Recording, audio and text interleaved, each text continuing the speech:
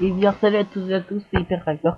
Aujourd'hui on se retrouve pour une petite vidéo preview de la saison 2017 de Formule 1 qui a bientôt 2018 de Formule 1 qui a bientôt commencé dans quelques semaines, non un mois. Ouais, dans un mois il y aura les skis hivernaux, donc nous devons être prêts à vous expliquer ce qu'il y aura à expliquer. Donc les équipes ne changent pour la plupart pas. Chez Ferrari, on garde Kimi Raikkonen par exemple. Mais d'abord on va commencer par Mercedes qui garde Bottas et Hamilton. Bottas fait un très bon travail du numéro 2 et Lewis Hamilton a été champion du monde. Chez Ferrari, c'est à peu près la même, vu que Ferrari va rester ben voilà, les pilotes Ferrari c'est à peu près la même chose, hein. On va qu'à remplacer vice-champion par vice-champion pour Vettel. Et c'est pareil, hein. Tous les Bottas et Raikkonen sont des numéros 2.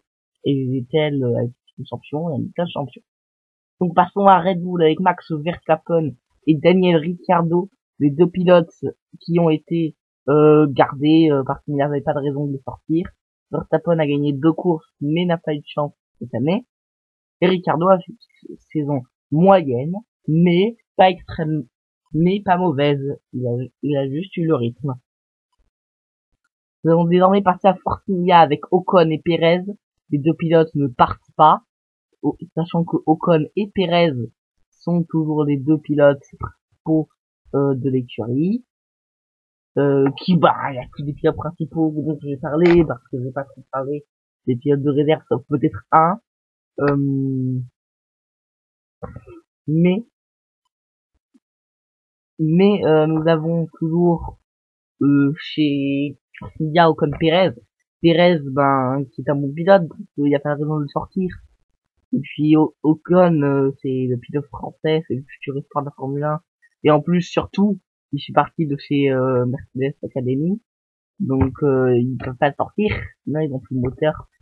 Et je vois mal les pilotes faire de la voiture à pédale. Donc, nous allons désormais passer à Williams. Williams, dont un seul pilote change, un des rares pilotes à partir, Felipe Massa, qui prend sa retraite cette année. Il sera donc remplacé, après de nombreuses semaines d'attente, par Sergei Sirotkin. Sergei. Bon, vous me corrigerez dans les commentaires si je le prononce mal. Moi, c'est Sergei Sirotkin, qui roulera donc chez Williams, en compagnie de Lance Stroll, qui a un baquet assuré pour plusieurs années avec le fait qu'il paye, et aussi que c'est quand même un bon pilote. On ne peut pas enlever le fait que Stroll n'est pas un mauvais pilote, sauf pour certaines personnes, mais pour moi, un pilote qui a déjà fait des podiums de Formule 1, ce n'est pas un mauvais pilote.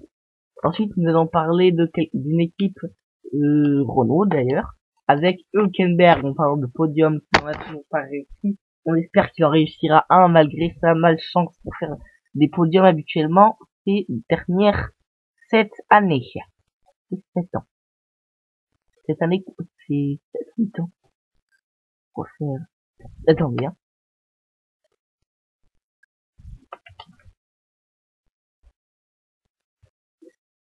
Ça fait 7 ans. Ça fait 7, 8 ans. Qu'il essaie de faire des podiums. Et qu'il n'y arrive pas. Donc on espère qu'il y arrivera pour décrocher sans doute le premier podium de Renault. À moins que Carlos Sainz y arrive en premier. Carlos Sainz, donc, qui est la nouveauté de l'écurie Renault, qui est arrivé pendant l'année 2017, en lieu et en place de Jolyon Palmer. En parlant de l'écurie dans laquelle se trouvait notre cher ami Carlos Sainz, donc ça c'est à Toro Rosso qui a sorti qui a changé pour l'une des rares fois sa paire de pilotes complète, et pendant la saison, ce qui est extrêmement hallucinant. Donc Toro Rosso verra l'arrivée de Brandon Hartley, qui est déjà venu l'année dernière, et Pierre Gasly.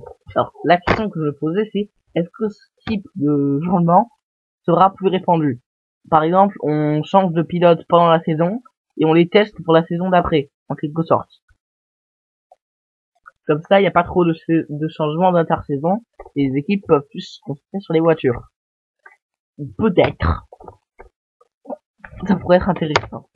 Nous allons passer à Haas, l'écurie américaine avec un pilote français donc qui est le coéquipier de Magnussen, Grosjean, et Magnussen pour As, donc ben il n'y a pas grand chose à dire, il garde le moteur Ferrari, c'est une écurie satellite de Ferrari, tout comme Toro Rosso, il n'y a pas grand chose à dire sur l'équipe en général.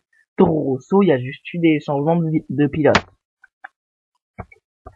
Ensuite, nous allons passer à l'écurie McLaren, l'un des sujets qui fâche, avec son moteur Honda avec qui ils ont lâché l'affaire.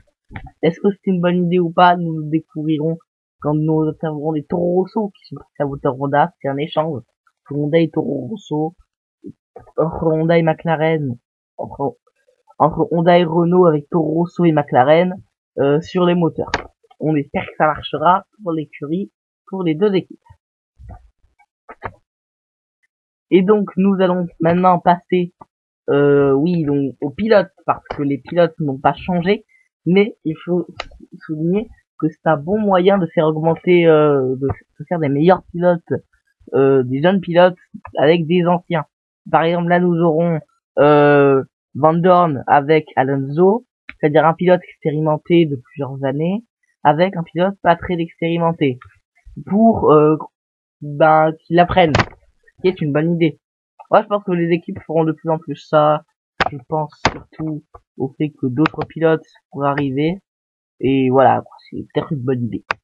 Si nous allons passer à Aston Martin, ou devrais-je dire le fait que Red Bull est devenu avec Aston Martin, on va en parler. Mais d'abord, là, on est sur Alfa Romeo Sauber, avec donc en équipe Marcus Ericsson et Charles Leclerc. Le moteur est Alfa Romeo, c'est devenu l'écurie satellite Ferrari, et le moteur Alfa Romeo est presque le moteur Ferrari de 2018. Donc ils n'auront jamais le moteur de 2017, et peut-être que c'est mieux. Il passe direct au 2018. Peut-être sans doute mieux.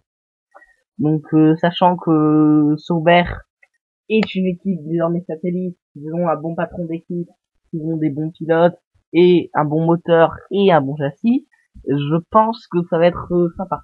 Il risque pas d'y avoir de dernière équipe tout au fond cette année. Enfin, j'espère, hein, pour toutes les équipes qui sont là. Donc, nous allons aussi parler du fait que le moteur Ferrari est rebadgé Alfa Romeo, que Aston Martin et Alfa Romeo, donc ils seront pas tout seuls. Alfa Romeo aura Aston Martin qui sera avec Red Bull, donc là c'est pareil. Les deux équipes, donc le lien entre Alfa Romeo et Ferrari est évident. Donc la saison 2018 va commencer dans un peu plus d'un mois. Je ferai une vidéo preview aussi sur les circuits sans doute, peut-être avec une meilleure qualité de son.